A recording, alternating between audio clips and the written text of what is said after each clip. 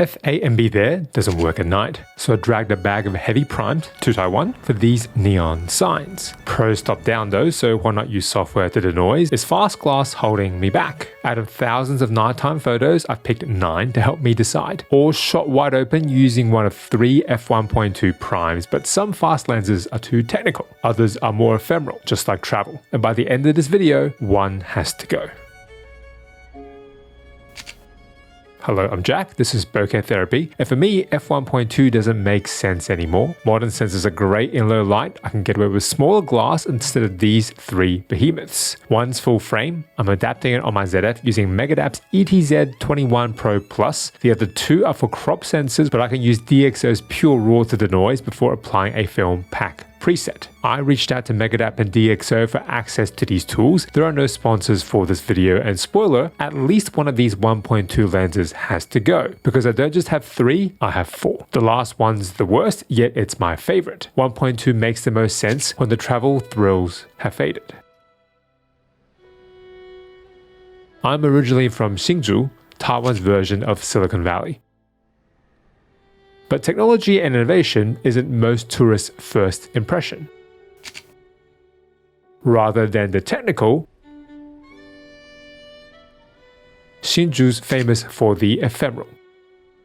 Great food, friendly locals, the charm of the streets. Frame 1 captures this vibe in what is otherwise a pretty flat scene. The signage is doing all the work here in framing. Across the top, giant characters lit only by ambient light off to the side.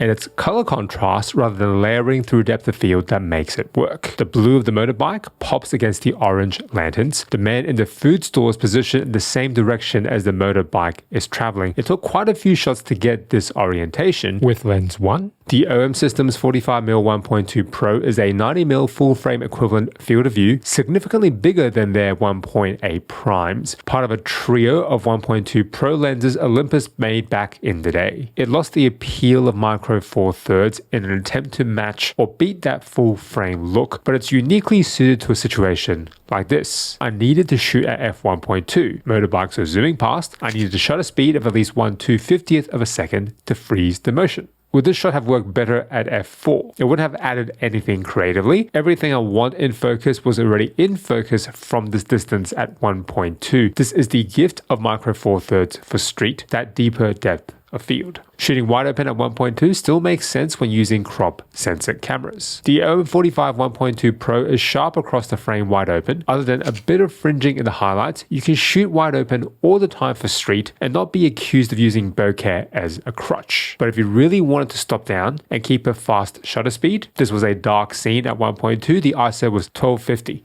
So stopping down to f4, it would have blown past ISO of 12,800, one stop beyond what I think is normally acceptable on the OM3.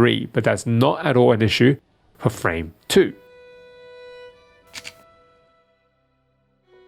Telephoto lenses make urban life feel cramped, and a mishmash of overhead signs and traffic are what I like about this shot. Everyone's out on their motorbikes, ordering takeaway boba in the middle of the night. It's an accurate depiction of the days of everyday Taiwanese life. In the foreground, there was even more signage, lanterns, bus timetables, but they're blurred out due to the working distance of the lens and wide open aperture of the OM45. Would this work better at f4? This was ISO 320.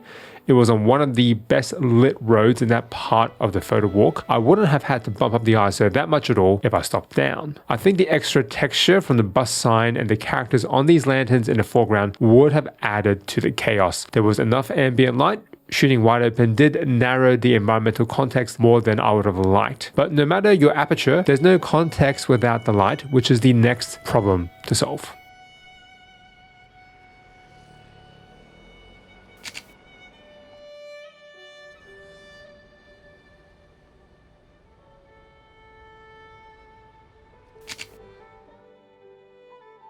All the photos in this video were edited using the Kodak Portra 400 preset in Film Pack 8. You'll find the sample photos in this week's Bokeh Therapy newsletter.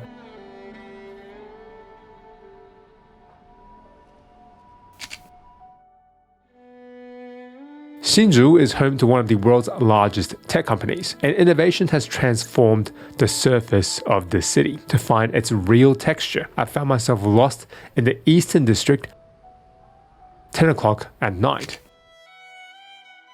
For frame 3, there was no available light to speak of, and I wanted some texture on this wall and a reflection in the mirror. It didn't quite work out, but we can debate the merits of 1.2 anyway. The front of the mirror was in focus. I can see the smudges, graffiti, even texture around the walls, but what was reflected in the mirror was out of focus. Shooting wide open at 1.2, on the F1.2, I managed to keep the ISO at 6400. If I stopped down to F4 to get more things in focus, the ISO would have blown past this max limit for noise.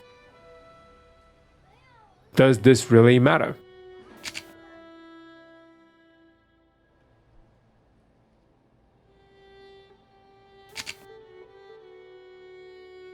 Here's the OM3 in controlled settings. At ISO 6400, there is a fair bit of noise. If you're an Adobe user, you can use AI denoise feature. After a few seconds of processing on my M3 Ultra Max Studio, the noise is pretty much all gone. Perhaps the only use of AI that doesn't make me squirm. From 1.2 to F4 is a 3-stop difference, which means ISO 6400 becomes 51200. I did my toes in the extended ISO range, 32000 on the OM3, cleans it right up. DxO Pure Raws denoise is just as good, maybe a bit better. Even though it's usable as a Lightroom plugin, I prefer the cleaner interface in the standalone app, whether it be ISO 6400 or 32000, and it can clean up CA without losing any detail. It's not just in controlled lighting, it cleans up this alleyway shot perfectly. You can batch process all your images, focus on removing the noise to generate a raw file you can continue to work on in your photo editor. I'm also testing DxO's Film Pack 8, which has integrated Fujifilm film simulations and hundreds of other presets that work for any camera. The looks can be a bit more aggressive than my free Lightroom Classic Chrome emulation preset, but you can dial down the intensity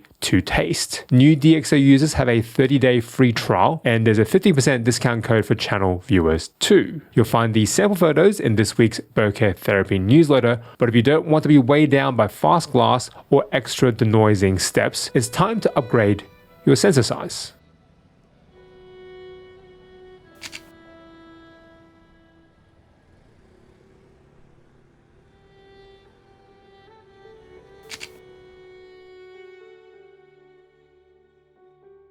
Frame 4 was taken on lens 2.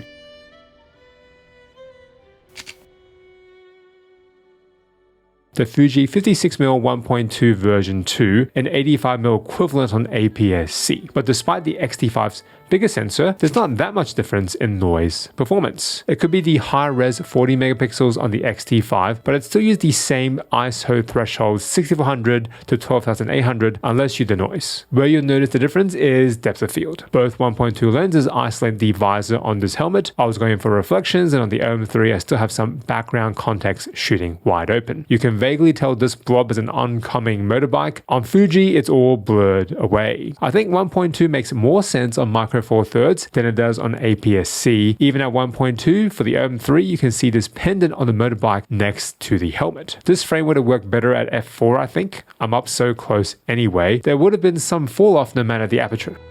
It's a lost opportunity.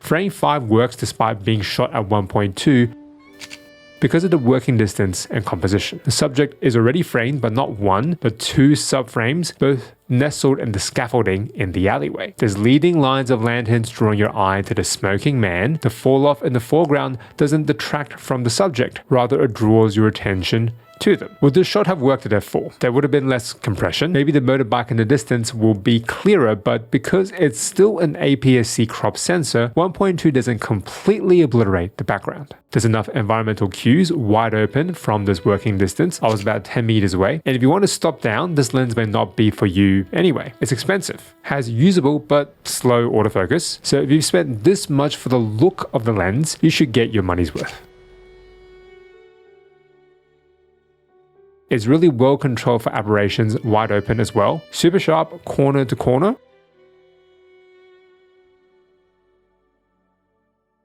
But if it's just the bokeh you're after, there is a more sensible option. As you can see from these shots, the size of the bokeh balls, the amount of fall off,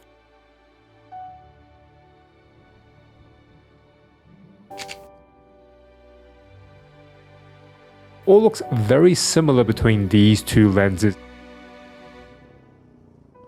Any full frame 85mm 1.8 will give a similar shallow depth of field compared to this crop sensor 56 1.2 on APS-C.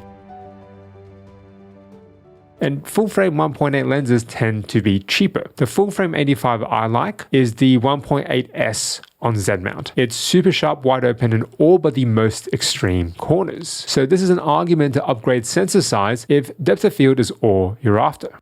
If you want to stop down on full frame, the ZF's high ISO performance is usable up to 32,000 in my testing, but that's all moot if you use pure RAW or Adobe AI denoise. But the Fuji has one more trick. It's got a closer minimum focusing distance, 0.5 meters versus 0.8 meters on not just the Nikon 85, on most telephoto lenses, and close up 1.2, the bokeh balls on Fuji are bigger than a Nikon at 1.8 because it doesn't get as close. And up close, the performance of the Fuji is fantastic. Sharp, no loss of contrast, minimal CA, but it is let down at the next location for frame 6, the front of Shinju's Eastern District Gate. I was waiting around the bend of this roundabout for motorbikes speeding past to be framed by this archway, while using this giant white and red sign to boost the ambient brightness. I used both the OM45 and the Fuji 56, and the results look quite similar at 1.2. Neither lens loses sharpness or contrast, minimal ghosting or flare even with motorbike lights shining directly into these lenses. Well, these shots have worked better at f4. Everything I wanted to be sharp was sharp. Just behind the arch is blurred to make the motorbike pop a bit more, though I would have liked the foreground sign to have been a little clearer. But what I noticed in this moment had nothing to do with background blur, ephemeral aesthetics, but instead the technical performance of these cameras and lenses. It took a few hundred shots to get the one I wanted. The OM3's stack sensor gave blackout-free shooting, no banding with electronic shutter. The OM45 1.2 Pro's autofocus kept up as well. It was quiet, almost silent, but the same can't be said for Fuji. And look, I used to own the Mark 1 56mm. This is already leaps and bounds better than all those reviews out there would suggest. The autofocus is usable, accurate, just louder and slower than most modern lenses. Just like the X-T5, it's more sluggish than the OM3. There's no stacked sensor, everything takes a little bit longer, and that mattered more for getting the shot than any intangible look you get with 1.2.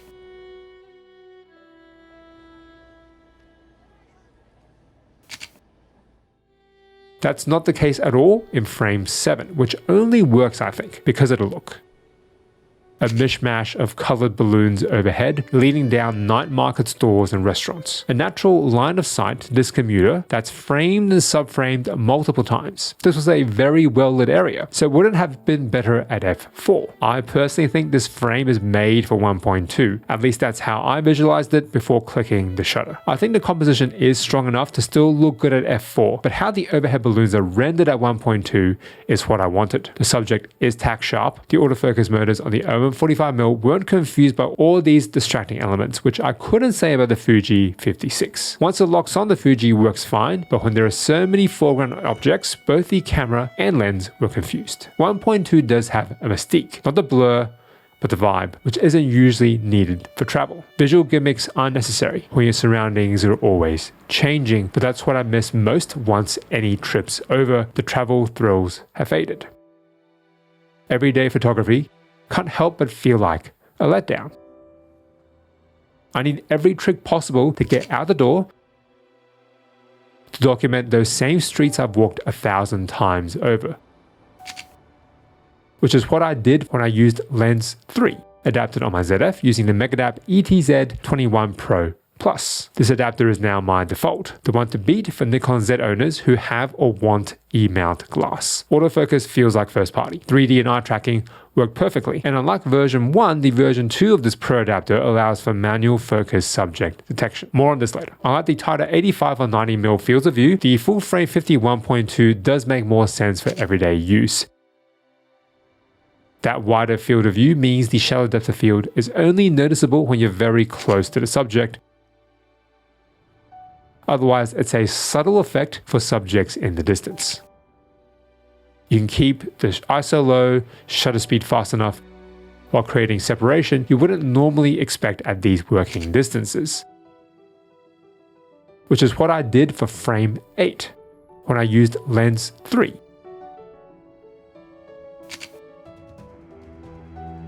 The Sony 50mm 1.2G Master adapted on my ZF using the Megadap ETZ21 Pro Plus. This shot is where I lean on 1.2, a boring hometown scene with an abandoned shopping trolley as the subject. I like the hint of red on the edges of the trolley. It's accentuated by the red flowers in the garden, reflected streetlights on these pots. Casual surrealism brought to life by the dreaminess of 1.2. But this lens, like all of Sony's offerings, isn't that dreamy. Rather than the ephemeral, it focuses on the technical. It has all the autofocus motors Sony could squeeze in. Silent autofocus never misses a beat. But the fall-off can look a little sterile. Dare I say, clinical.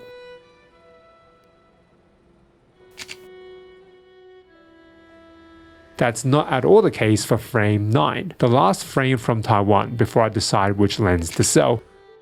I don't know why I like this. It's not classic street photography, a bouquet of flowers for no one in the middle of the night. Peeking out from these placards, it's framed up by the scaffolding and the overhead lanterns. There is a little bit of mirroring. The street lamp is roughly the same position in the top right corner as the bouquet of flowers in the bottom left corner. It is a little bit of symmetry. In the foreground, there are plants out of focus on the bottom right of the frame, but the reason this works, if it works at all, has nothing to do with the technical. The Fuji 56, despite being sharp and contrasty wide open, still has an airiness and dreamlike quality at 1.2, which adds to the curiosity. Who are these flowers for? Why are they here in the middle of nowhere late at night? A hint of abstraction in what is otherwise a grounded urban setting. It wouldn't have worked at f4 because of the ephemeral. And this is what informs which of these lenses must go. I don't need a full frame 1.2, let alone technical perfection at 1.2. The Sony G Master is too big. Its look straight out of a camera, clean. Personally, I prefer if it had more character and was a bit smaller, even though this is smaller than Nikon's 51.2Z. 1.2 makes more sense for crop sensors. I really like the OM45 1.2. How quiet and silent the autofocus is, its limited separation might be a con, but it's a positive for environmental context. My problem is it's too front heavy for the OM3. Even with a hand grip, it's not balanced. So these two lenses will be sold for the same reason I'm keeping the Fuji 56 and lens 4, my other wildcard 1.2 optic, the ephemeral, specifically handling and character. I like the option of the 1.2 look occasionally to reinvigorate my everyday photography, but only if there's character to the images and the setup isn't too cumbersome. The Fuji 56 is chunky but short, a center of gravity weighted towards the back of the camera. Despite how well corrected and sharp the Fuji is, the fall-off rendering, you can tell straight away when an image is taken on this lens and it focuses closer than the majority of telephoto lenses on the market. But when it comes to character, you can't beat lens 4.